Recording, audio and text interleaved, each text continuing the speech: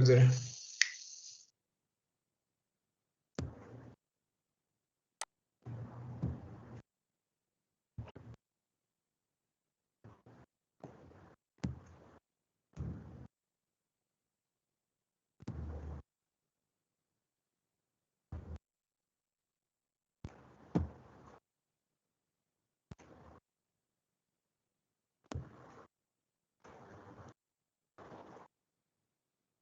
Buenas tardes, jóvenes. Como les comentábamos, vamos a iniciar con la clase. Vamos a iniciar con el primer tema, que es la evaluación de la mama, es de evaluación y exploración física, ¿verdad? Bueno, ¿en qué consiste esta evaluación? Recordemos de que actualmente ha habido mejores tecnologías y sin embargo es indispensable realizar una evaluación clínica de la mama. Es un método ya muy antiguo, pero sin embargo con bastante opción para nosotros, pero ya que a través de esto podemos hacer una evaluación rápida, sencilla, no tiene mayor costo. El objetivo es evaluar y identificar alguna masa para prevenir enfermedades, ¿verdad? Sobre todo lo que es el cáncer. En la primera diapositiva podemos observar lo que es la inspección. La evaluación de la mama se divide en dos aspectos, que es la inspección y lo que es la palpación. ¿Qué vamos a identificar en la inspección? La inspección se divide en dos, en la inspección, la que es estática y la inspección dinámica. ¿En qué consiste la inspección estática? Nosotros le vamos a indicar a nuestra paciente que por favor se coloque, que se desvista, que se coloque una bata. Recordemos que siempre nosotros cuando hacemos este tipo de exámenes tenemos que estar acompañados de, ya sea del familiar de la paciente o acompañados de una enfermera, alguien más que esté con nosotros al momento de hacer este tipo de exámenes. No podemos realizar el examen como médicos, más sobre todo si son hombres, estar solos con la paciente, ¿verdad? Porque luego tenemos a veces algunos inconvenientes y lo pueden malinterpretar las personas. Entonces hay que explicarles en qué consiste la evaluación del examen, por qué debemos de realizarlo y a cada cuánto tiempo se debe realizar el examen. Normalmente las mujeres hay que indicarles que se deben realizar el examen de mama mensualmente. Es una autoevaluación la que ellas se deben realizar y esta se debe realizar durante el periodo del ciclo menstrual. ¿Por qué? Porque ahí es donde hay mayor sensibilidad y podemos identificar más fácilmente las masas. Puede ser a los 5 o 7 días después de que inició el periodo menstrual.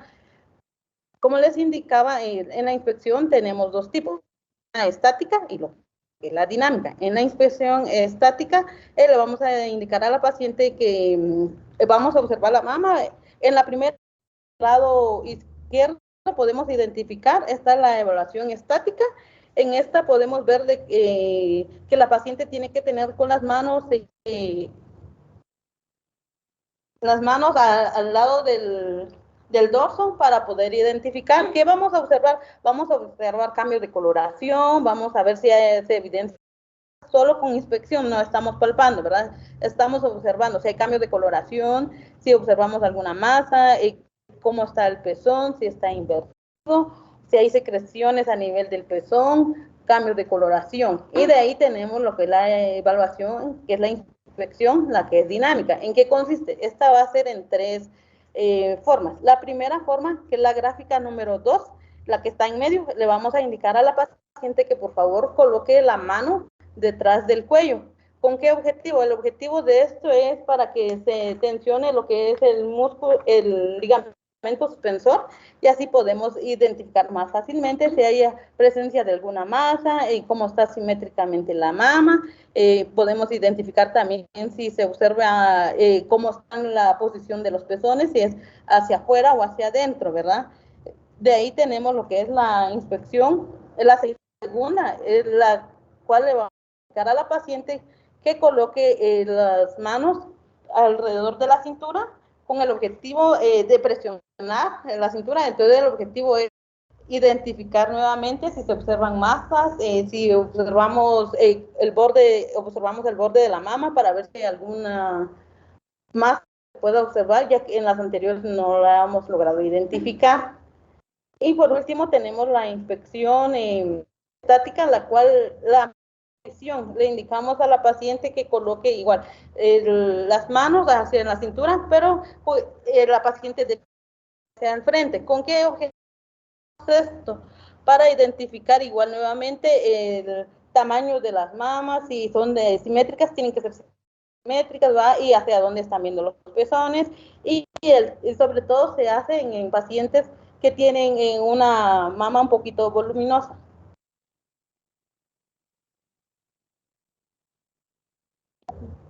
Y de ahí, después de realizar eso, pues iniciamos con la palpación. La palpación en general está indicado, la palpación está indicado que el evaluador tiene que estar, puede utilizar talco para poder hacer más fácil una evaluación y que sea más sensible al tacto.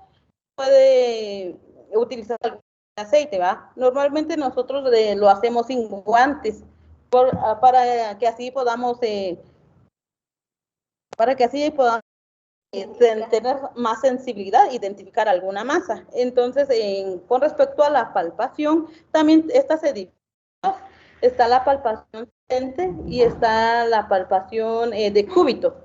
En la palpación sedente podemos realizar dos tipos de maniobras, podríamos decir, la palpación en barrido. ¿En qué consiste esto? El examinador con su mano derecha va a evaluar lo que es la mama derecha del paciente, va a colocarlo a nivel del esternón y de la clavícula y la va a deslizar de arriba hacia abajo hacia los pezones. ¿Con qué objetivo hacemos?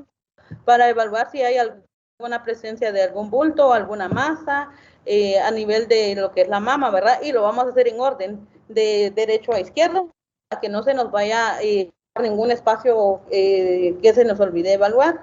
Y la segunda es la palpación digital manual. Esta cosa vamos a realizar.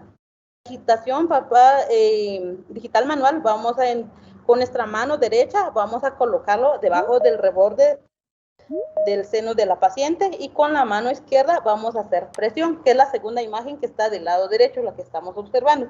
Y vamos a hacer presión con el objetivo igual de tapar masas, algún ganglio o algo que esté inflamado, ¿va? Para identificar nuevamente presencia de masas.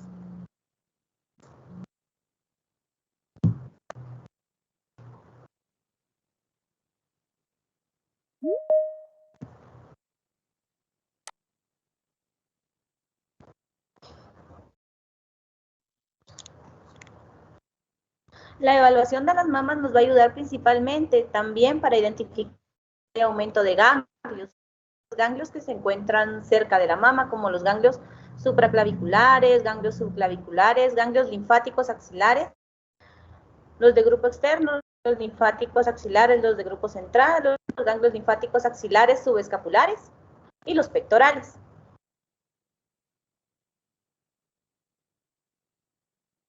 Vamos a ver que hay 3 métodos de palpación. Siempre vamos a dividir la mama en 4 cuadrantes. Cuadrante superior externo, cuadrante superior interno, inferior externo e inferior interno.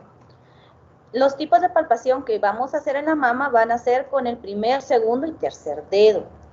Vamos a ver que hay una palpación en paralelo que se hace de arriba hacia abajo con primer, segundo y tercer dedo un poco separados. Una palpa radial que vamos a usar los deditos y los vamos a hacer de la parte exterior del seno hacia el pecho y una palpación circular, como lo pueden identificar en las imágenes que se encuentran en las diapositivas. Ahora vamos a hablar del Papa Nicolau, que es el otro tema que nos corresponde para la tarde de hoy.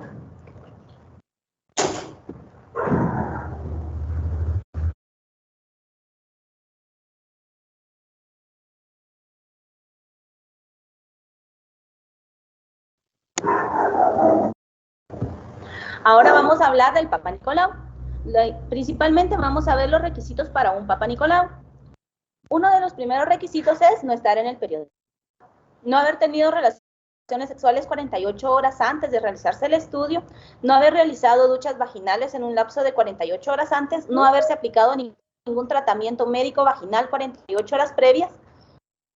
¿Quiénes deben realizarse el Papa Nicolau? Toda mujer que haya iniciado una vida sexual activa o toda mujer con 20 años, más sin excepción.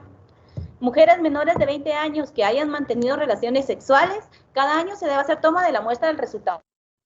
Los resultados son normales. Si presenta alguna anomalía, regularmente se recomienda cada 6 meses para ver si el siguiente resultado es normal, sigue presentando. Según la literatura, al tener por lo menos 2 o 3 resultados que ya nos indiquen inflamación, tendríamos que referir con el especialista del paciente. El Papa Nicolau es una técnica de tamizaje, principalmente para identificar indicios o el inicio del cáncer cervicuterino. Para la toma de la muestra de Papa Nicolau, los instrumentos que vamos a utilizar son, sobre todo, nuestra espátula.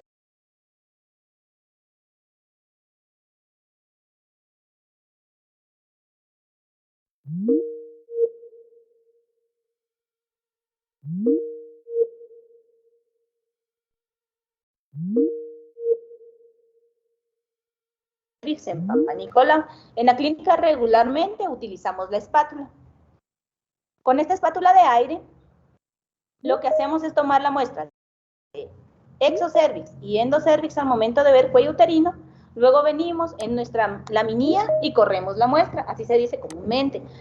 La laminilla es a la mitad, una mitad para exocervix y la otra mitad para endocervix. Siempre las laminillas tienen que ir bien identificadas.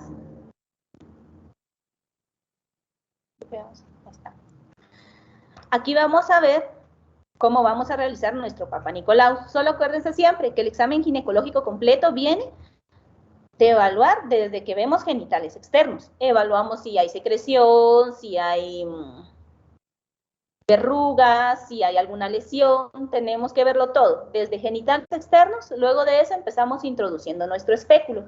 Hay diferentes tipos de espéculo. Este espéculo que podemos ver acá es de acero inoxidable, imagino. Estos se esterilizan y hay otros que son descartables, esos plásticos. El espéculo siempre se va a introducir según la anatomía, para no lesionar a las pacientes. Algunas veces se les puede aplicar un poquito de cayé para que la paciente pueda sentir menos molestia.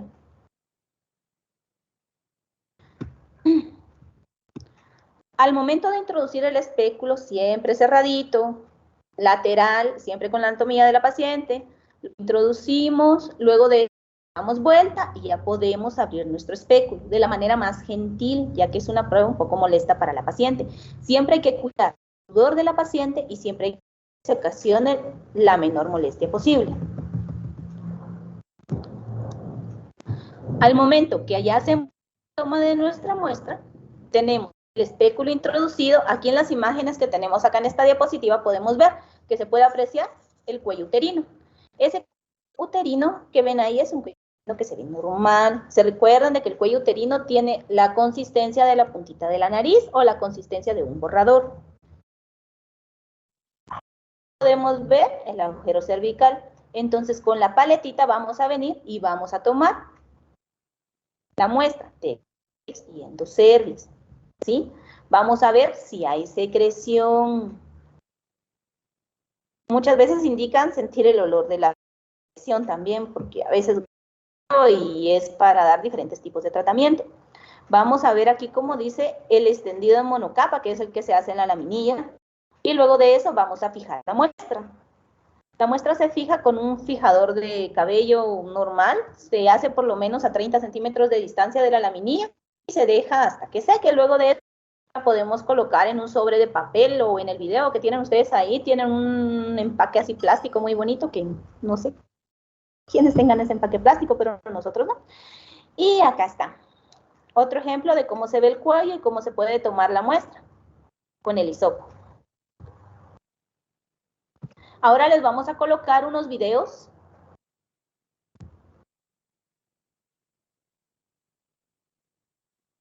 que van a tener también en su plataforma, donde explican lo del examen de mama y explican cómo se realiza todo el proceso del papá.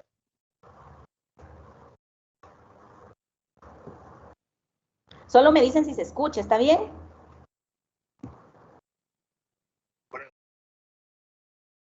Doctora.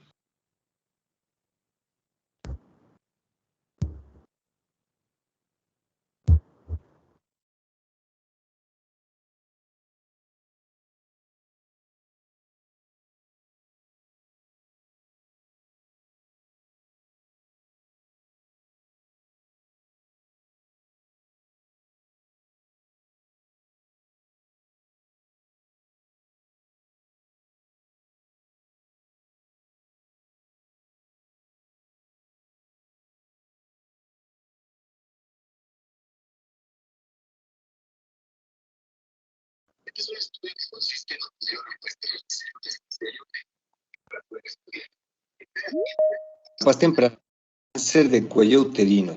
Con esto disminuir bastante la mortalidad por esta enfermedad, ¿de acuerdo? Tenemos que saber es que el cáncer de útero presenta.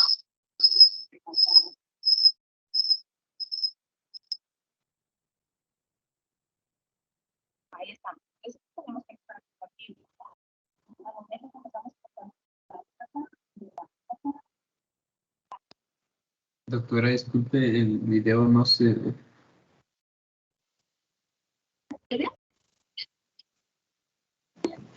Hola a todos, ¿qué tal? Esperando que estén muy bien. Vamos a ver en este video el test de Papa Nicolau, conocido también como citología cervical. Este es un estudio que consiste en obtener una muestra de las células del cuello uterino para poder estudiarlas y detectar a tiempo o en etapas tempranas.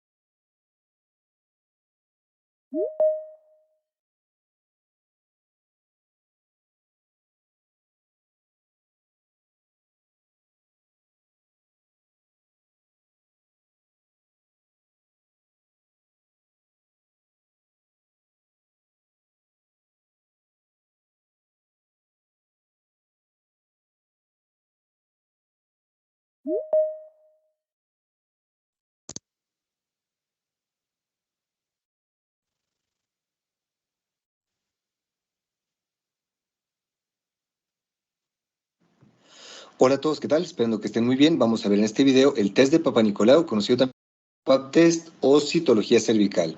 Este es un estudio que consiste en obtener una muestra de las células del cuello uterino para poder estudiarlas y de tiempo o en etapas tempranas cáncer de cuello uterino y con esto disminuir bastante la mortalidad por esta enfermedad, ¿de acuerdo? Entonces lo primero que tenemos que saber es que el cáncer de útero aparece desde abajo, aparece desde el cuello uterino. El cuello uterino tiene algunas partes. Tiene el orificio cervical externo, que es el que podemos ver. Esto es un cuello uterino. Tiene un canal endocervical y tiene un orificio cervical interno, ¿de acuerdo? ¿Por qué aparece el cáncer desde esta zona? Primero tenemos que saber que esta es una zona donde se encuentran dos tipos de epitelio. El epitelio estratificado, que es el mismo que viene desde la vagina, fondos de saco, hasta esta parte, y el epitelio cilíndrico, que viene parte interna del útero, o sea, del resto del útero y del endocervix, ¿de acuerdo? Estos dos tipos de epitelio se encuentran aquí en una zona conocida como zona de transformación o unión escamo-columnar. Aquí es donde chocan los dos epitelios y es una zona de bastante proliferación celular. Este es un sitio preferido para que venga el virus del papiloma humano, que es el causante del cáncer de cervix, para venir a reproducirse. Entonces, este genera que van a terminar en el cáncer. No siempre, no necesariamente, no siempre que tengas el VPH te va a dar cáncer, pero es importante detectar los cambios en la célula, ¿de acuerdo? Entonces, para ver estos cambios en las células tenemos que hacer el siguiente procedimiento. Primero se coloca este aparato de aquí que se conoce como espéculo vaginal, que lo que hace es separar paredes de la vagina para poder exponer el cuello del útero, y después obtenemos la muestra de las células ayudándonos de estas dos herramientas que son, primero, la espátula de aire. La de aire que se escribe así. Esta lo que va a hacer es obtener células de la parte externa del exocervix, es decir, epitelio estratificado. Y después utiliza el cepillo endocervical que se introduce en el canal endocervical para obtener en cambio el epitelio cilíndrico. Ambas se colocan en la placa y se envía al laboratorio para estudio. ¿De acuerdo? Vamos a ver cómo se realiza ahora ya en la práctica. Hola muchachos, ¿qué tal? Estamos aquí en el centro de simulación. Vamos a revisar cuál es el material que necesitamos. Guantes, tenemos que ponernos guantes en las manos y vamos a usar el espéculo vaginal, que tenemos el metálico y también el de plástico, ¿ok? Vamos a ver primero cómo funciona el metálico. El metálico tiene esta bisagra que permite abrir, cerrar, y que una vez que nosotros lo introducimos dentro de la vagina, tenemos que abrirlo y que se quede abierto. Giramos esa perilla metálica que tenemos en la parte posterior y esto hace que las paredes se mantengan abiertas. Es el dispositivo. Y una vez que termine, lo cerramos utilizando la misma forma, la perillita, ¿sí? Este sería el metálico. Y después tenemos el plástico es desechable y tiene un mecanismo automático de dientes que tú lo presionas y ese ya queda abierto, ¿sí? No se cierra. Y jalas el mismo dispositivo hacia abajo para liberar los dientes y que se cierre. Se pueden utilizar los dos de manera indistinta. También tenemos que utilizar este lubricante para lubricar los espéculos independientemente de cuál utilicemos, porque con esto hacemos que ingresen con más facilidad y le moleste menos a la paciente, no le duele, ¿ok? Después tenemos las espátulas, como ya dijimos, la espátula de aire, que es para el cervix, y también tenemos el cepillo endocervical, que es para el endocervix y obtener el epitelio cilíndrico. Esto nos ayuda a obtener la muestra y la frotar en esta placa que va con su propia cajita. Esta placa que tiene que tener las iniciales de identificación de la paciente en un extremo y después de estas ponen primero las muestras del exo, del endocervix, en este orden. Y finalmente, cuando ya tenemos la muestra ahí en la placa, la vamos a fijar con este fijador de placa específico para estas muestras. Aquí tenemos todo, guardamos nuestra cajita y estamos listos para hacer el procedimiento. Lo primero que vamos a hacer es sujetar el espéculo que utilizar y lo vamos a lubricar. Vamos a lubricarlo para que sea lo menos molesto para la paciente. Lo vamos a distribuir todo el lubricante a través de este espéculo. Tenemos que utilizar una buena fuente de luz para observar bien lo que estamos haciendo. Ahí tenemos una buena fuente de luz. Y vamos a ingresar el espéculo agarrándolo con la mano dominante de esta manera. En esta posición lo ponemos de esa manera anatómica, sí, es decir, vertical con vertical. Entra, lo giramos dentro de la paciente. Utilizamos el dispositivo para abrirlo, despejamos el cuello del útero. Entonces aquí ya tenemos muy visible, está perfecto para el inicio de la toma y vamos a sujetar, vamos primero por la espátula de aire. Vamos primero espátula de aire y vamos a obtener la muestra del exocervix, que para que sea mejor, para que se visualice mejor, lo voy a hacer de manera externa. Vamos a hacer un pequeño acercamiento mejor para que se vea cómo es la técnica. Voy a girar un poquito, eso. Entonces tú tienes que hacer esto, hacer un giro, ¿sí? No importa en qué sentido sea, pero un solo giro para obtener el exocervix. Lo vamos a colocar en la parte más cercana a la identificación en la placa. Aquí frotamos al lado del nombre. Esto sería la primera muestra. Después, para la segunda muestra, lo que vamos a hacer es sujetar el cepillo endocervical como si fuera un lápiz. Introducimos en el canal endocervical desde más cerca y vamos a dar giros para obtener la mayor cantidad de células posible. Extraemos, luego sujetamos otra vez la placa y en esta ocasión vamos a frotar la muestra en la parte más lejana a la identificación, porque en la parte cercana pusimos lo de la espátula de aire, ¿ok?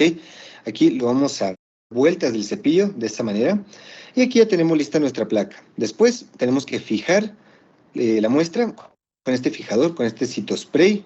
Eso, fijamos, dejamos que se airee un poco y una vez que ya está fijada, la vamos a introducir dentro de la placa. Entonces, dentro de su estuche, dentro de la cajita. Entonces aquí introducimos en la cajita para que nada entre en contacto con ella, para que no se alteren los resultados. Y listo, aquí sería la obtención de la muestra. Y finalmente lo que tenemos que hacer es retirar el espéculo vaginal. Entonces vamos a liberar la presión de la bisagra para que luego giramos igual anatómicamente correcto y cerrado ya retiramos el espéculo de esta manera y ya eso sería todo. Y eso es todo, mis queridos amigas, muchas gracias. Yo les recomiendo para complementar mejor este tema que revisen los videos que dicen cáncer de cervix y el que dice virus del papiloma humano, porque vamos a ver mejor el abordaje, la interpretación.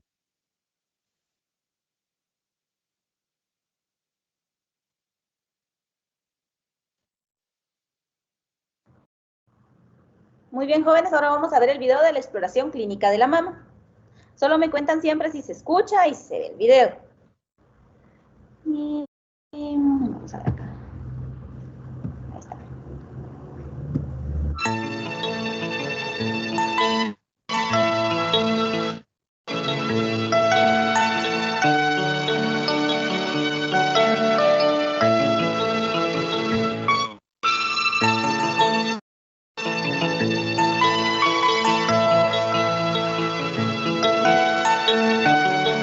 La patología mamaria es más variada que la de muchos otros órganos, en el sentido de que es predominantemente neoplásica. Dentro de esta, la enfermedad que nos interesa es el cáncer de mama.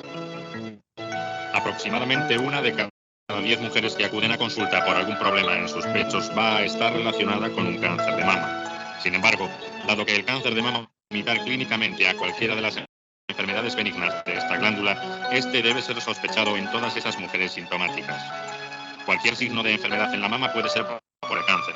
Incluso cualquier metástasis histológicamente compatible y sin una fuente obvia puede ser generada por un carcinoma oculto de la mama. El cáncer de mama afecta preferentemente tan solo el 1% corresponde al varón.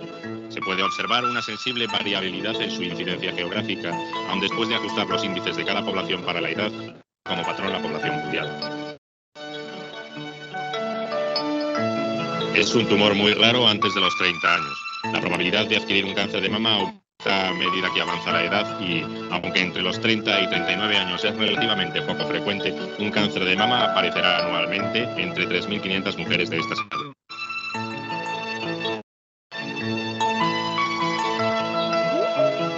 Estas cifras son todavía más alarmantes al referirnos a países con alta incidencia. Se estima que en estas poblaciones a 12 mujeres sufrirán un cáncer de mama en algún momento de su vida. Clásicamente, el estudio de las enfermedades mamarias se basaba en la exploración clínica o a un perfecto dominio de la técnica de la palpación por ciertos expertos.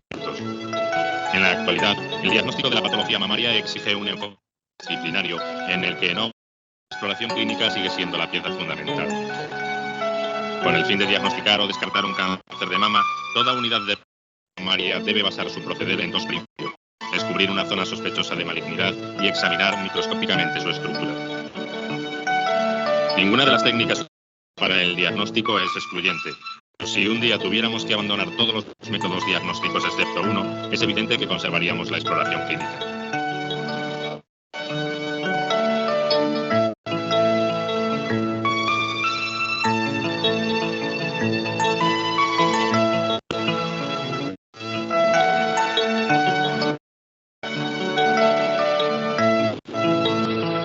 Sin embargo, la única técnica de que disponemos hasta el momento para detectar cánceres o lesiones premalignas o clínicos es la mamografía. Para el examen microscópico de la zona sospechosa contamos con la citología y la histología. La mama es una glándula parisimétrica accesible a la exploración superficial. En la mujer adulta aparece como una semiesférica con la areola general plano, extendiéndose desde la segunda o tercera costilla hasta el sexto o séptimo espacio intercostal y desde el borde axilar anterior. La mama está situada en la cara anterior del tórax entre los estratos superficial y profundo de la aponeurosis superficial. Su volumen no es del tejido glandular que posee, sino de la grasa y del tejido fibroso que la rellena. Los lobulillos mamarios, canalicular colector, conforman la porción que constituye menos del 10% del volumen mamario total. Por ello, el volumen mayor o menor de una mama no es expresión de su capacidad de engendrar un carcinoma. Sobre el mismo plano se muestra la disposición esquemática del tejido fibroso predominante en las mamas de las mujeres jóvenes. Una visión tridimensional de estos septos, conjuntivo o ligamentos de Cooper, eliminando el resto de los tejidos mamarios, nos simulará la estructura de una esponja. El tejido adiposo se distribuye en mama de dos modos diferentes. La grasa retrodérmica se dispone como grasa estructurada en el interior de unas celdas de tejido conjuntivo. La grasa prepectoral lo hace como grasa de depósito en forma similar a la adoptada por el tejido adiposo del abdomen. A medida que la mujer aumenta, el tejido glandular y fibroso es reemplazado gradualmente por tejido adiposo.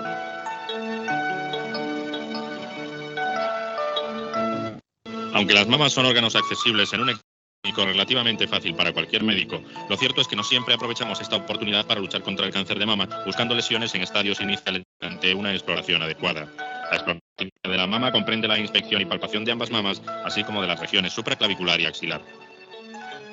Debe estar siempre correcta anamnesis, con la cual se está el primer paso de la relación médico-enferma o, en muchos casos, médico-mujer asintomática. Un diálogo abierto con la oportuna, empleando un mínimo de amabilidad, cortesía y tacto, nos permitirá brindar confianza y seguridad a la mujer. Establecer un registro de los factores de riesgo de cáncer de mama, así como su correcta valoración, es de gran importancia en la prevención de este. Siempre y durante toda la exploración, el médico debe anotar en un esquema los hallazgos semiológicos. En este esquema, las mamas se para facilitar la ubicación de la lesión y configurar asimismo los territorios ganglionares. Más del 90% de los tumores malignos de la mama son descubiertos por la enferma y esto sucede sin ninguna información previa. Los motivos de consulta más frecuentes por los que acuden las mujeres que son diagnosticadas de cáncer de mama son dolor, telorrea y retracción del pezón. La situación ideal para valorar cualquier expresión sintomática es aquella en la que disponemos de un examen clínico minucioso y detallado de todas las estructuras que conforman la glándula, de su cubierta cutánea y de los territorios linfáticos anexos, realizado con antelación a la presencia de patología. A esta situación podremos llegar si realizamos registro riguroso normal en las exploraciones mamarias rutinas. Explicar los pasos de la exploración antes de iniciarlos tranquilizará a la mujer. La agresividad a la impone este examen para algunas mujeres atenuada con una exploración delicada y meticulosa. Con la paciente sentada en la camilla, el médico inicia el examen cuidadosamente, en primer lugar, la región inferior y supraclavicular. Mientras la mujer deja sus brazos caídos junto al tórax, el examinador apoya sus dedos en cada fosa supraclavicular y la toda su extensión. Si se adenopatías en esta región, nos encontramos ante un estadio tardío de la invasión ganglionar axilar, lo que comporta un pronóstico grave. A continuación, pasamos a investigar la región subclavicular, corriendo con los dedos la zona situada entre la clavícula y el plano subyacente. Al examinar la axila es fundamental que los pectorales y dorsal ancho estén relajados. Para conseguirlo, el médico sostendrá el brazo de la mujer con su brazo y palpará la axila con los dedos de la otra mano. También se puede optar por decir que apoye el brazo cuya axila va a ser palpada sobre el hombro del médico. Con cualquiera de ambas maniobras, se expone ampliamente la fosa axilar, se evitan las contracciones musculares y puede prolongarse el examen sin fatiga. Cuanto más suave sea esta palpación, mejor se sienten los ganglios linfáticos. Ejerciendo una ligera presión con la cara palmar de los dedos índice, anular y de la mano derecha, se palpa la axila izquierda, la axila derecha. Apoyando los dedos en la axila y sobre el plano profundo, se recorre en toda su extensión, mientras que la mujer coloca su brazo en aducción, luego en abducción. Mediante estas maniobras, los dedos pueden llegar a los distintos grupos ganglionares axilares. Si bien en las mujeres obesas, las axilas va a resultar más difícil.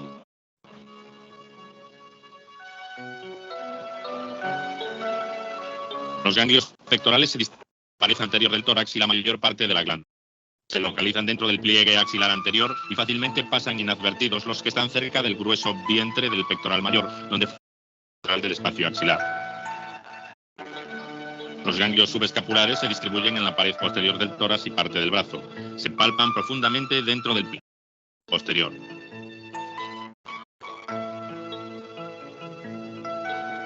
Los ganglios laterales se sitúan en su mayor parte en el brazo, palpan contra la superficie del húmero. Los ganglios centrales se encuentran en el vértice de la axila en todas sus paredes, considerando a esta como una pirámide. Estos ganglios palpan con mayor frecuencia, si bien los pequeños que están en lo más alto de la axila son difíciles o imposibles de palpar. Por supuesto, tras comparar la palpación de ambas axilas, debemos anotar en la historia clínica todo hallazgo del examen que estamos realizando. No todos los ganglios palpables significan metástasis. Entre un 30 y un 40% de las mujeres presentan ganglios axilares blandos de 5 milímetros de diámetro que se corresponden con linfadenopatías benignas. Estas podrán ser registradas como pequeños ganglios blandos. La palpación de ganglios axilares rodaderos más grandes y más duros y generalmente con dolor suele significar metástasis. No obstante, el examen de la axila presenta un índice de falsos positivos y falsos negativos. Dentro de la nueva clasificación clínica TNM, hablaremos de N0 cuando las axilas no presenten N1, si patías móviles en la axila homolateral. En N2 hay metástasis en los ganglios axilares homolaterales fijos entre sí, rupturas. Y N3 se corresponde con metástasis en los ganglios linfáticos de la cadena mamaria homolateral, considerando NX cuando no se logren los mínimos requisitos para evaluarlo. Por último, señalamos que cuando solo encontramos adenopatías aisladas en la axila, al biopsiarlo se descubra un carcinoma, cuya localización oscila entre el 5 y el 10%. Sin embargo, menos del 1% de todos los cánceres de mama se presentan de esta forma como único diagnóstico oculto de la mama.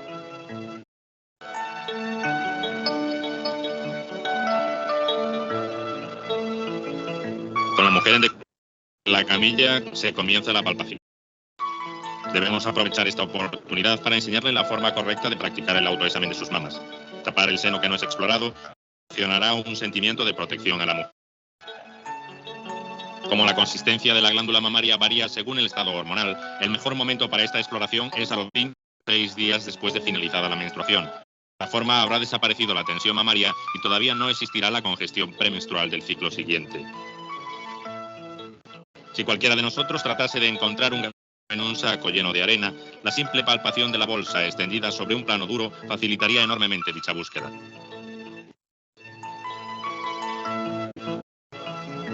Aplicando este mismo fundamento, procuraremos que la mama se distribuya uniformemente aplanada sobre la pared torácica, indicando que coloque sus brazos en abducción, confortablemente detrás de la cabeza, tensando de esta manera los músculos pectorales. Esta simple maniobra permitirá la palpación de las mamas cuando ésta sea. En caso de mamas voluminosas, podrá usar una toalla doblada o una almohadilla debajo de la espalda de la mujer, elevando así el tórax del lado que vaya a ser examinado.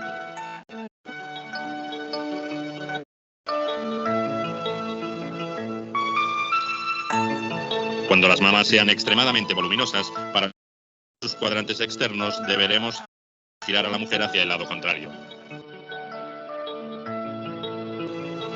En la exploración mamaria, la palpación dirige la búsqueda hacia densidades diferentes del resto de la estructura glandular normal. Cualquier masa habrá de ser definida en forma metódica. En casos dudosos, la palpación de ambas mamas puede ayudar a determinar si existe discordancia patológica.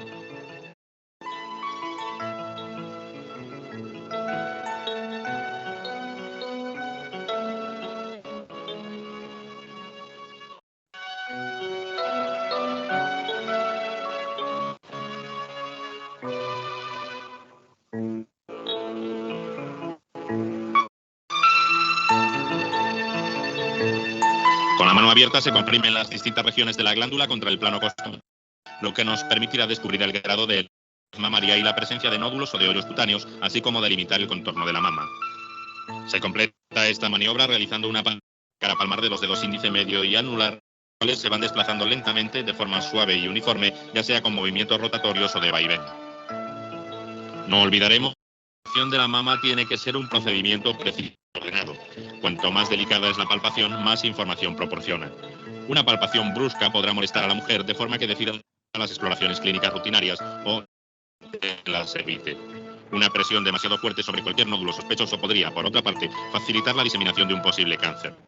Pues palparse con suavidad, ejercer de presión, la misma con la que un pianista percute sobre su piano.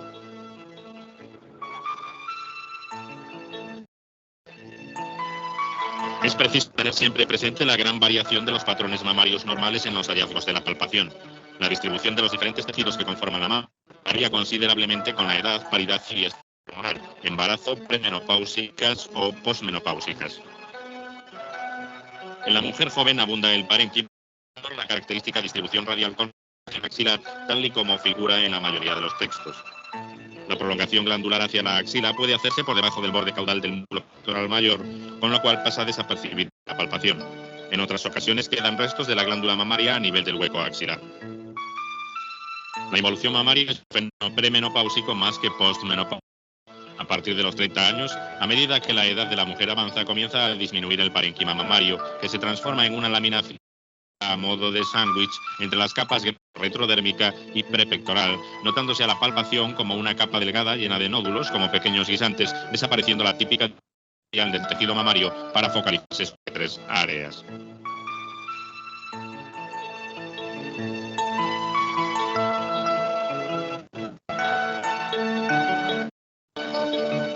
En las mujeres de más de 65 años, en las que casi todo el parénquima ha involucionado, los restos de tejido persisten en el cuadrante superior externo y axilar. Los conductos localizados en la región retroareolar son los últimos en desaparecer, aunque no es en algunas mujeres postmenopáusicas la disminución de los elementos epiteliales.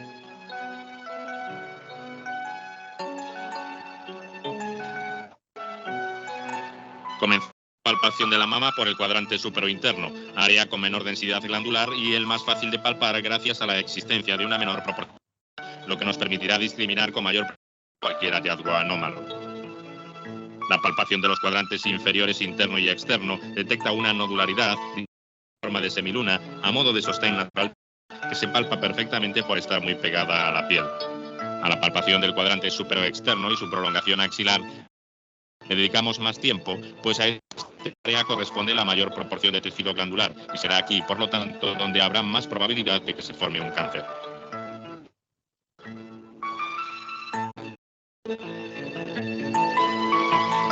La región subareolar es frecuentemente más blanda y más fácilmente comprimible que el resto de la mama y puede en ocasiones confundirse el borde del tejido mamario normal con un nódulo. A este nivel, justo por debajo de la areola, no se palpa glándula, tan solo una pequeña depresión, un pequeño hoyo muy típico y muy normal, un hueco que se nota muy bien cuando se introducen los dedos. En las mamas grandes puede ayudarnos a palpar esta zona con mayor precisión, el indicar a la mujer que se